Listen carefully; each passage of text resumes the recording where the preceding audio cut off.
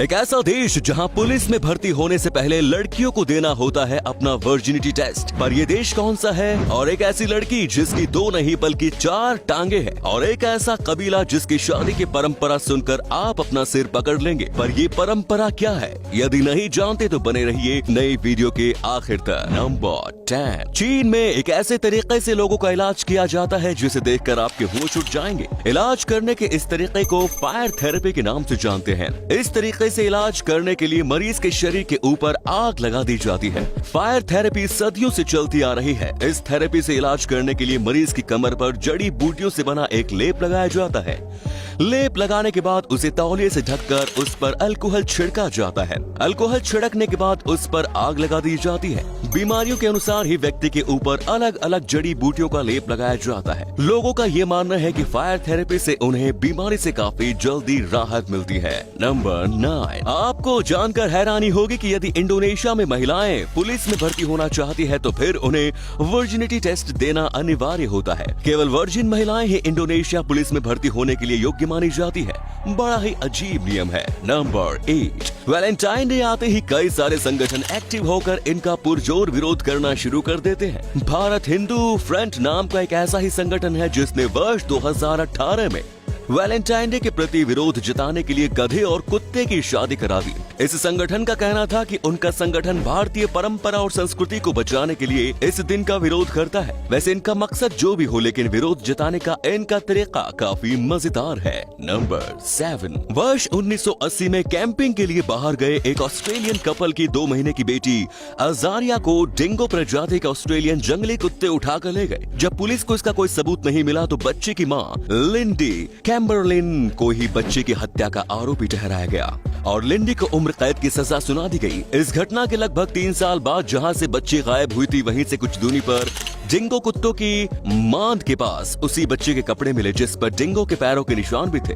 इस सबूत के मिलने के बाद लिंडी को जेल से रिहा कर दिया गया। नंबर 6। माइटल कॉर्बिन का जन्म यूनाइटेड स्टेट के टेनेसी नामक शहर में हुआ। इनके जन्म ने दुनिया के हर एक आदमी को हैरान कर दिया। बेहद मासूम व प्यारी माइटल बाकी लोगों की तुलना में केवल एक अंतर लेकर इस दुनिया में आई थी, और वो है उसके 4 पैर होना। जी हाँ, माइटल के 2 नहीं बल्कि 4 पैर थे। 2 सामान्य उसी स्थान पर और बाकी 2 टांगे उनके ठीक बीचों बीच एक अलग अंग से जुड़ी हुई थी। डॉक्टरों का कहना है कि कई बार जो पेट में जुड़े हुए जुड़वा बच्चे होते हैं उनमें से एक के शरीर का तो पूरा आकार बन जाता है, लेकिन दूसरे के शरीर के कुछ हिस्से पहले वाले बच्चे के साथ जुड़ जाते हैं। इसका मतलब है कि माइटल की एक जुड़वा बहन थी जो कि उसके पैदा होने से पहले ही उनकी माँ के गर्भ में थी, लेकिन जन्म केवल माइटल का हुआ। नंबर 5। प्लेन की इमरजेंसी लैंडिंग तो हमेशा होती रहती है, लेकिन साल 2018 में एक ऐसी ही वजह से प्लेन की इमरजेंसी लैंडिंग हुई थी जिसे जानकर आप अपनी हंसी नहीं रोक पाएंगे। असल में ये फ्लाइट दुबई से नीदरलैंड जा रही थी, लेकिन इस फ्लाइट में सवार एक पैसेंजर को गैस्ट्रिक प्रॉब्लम थी और वो फ्लाइट में लगातार गैस छोड़ता जा रहा था।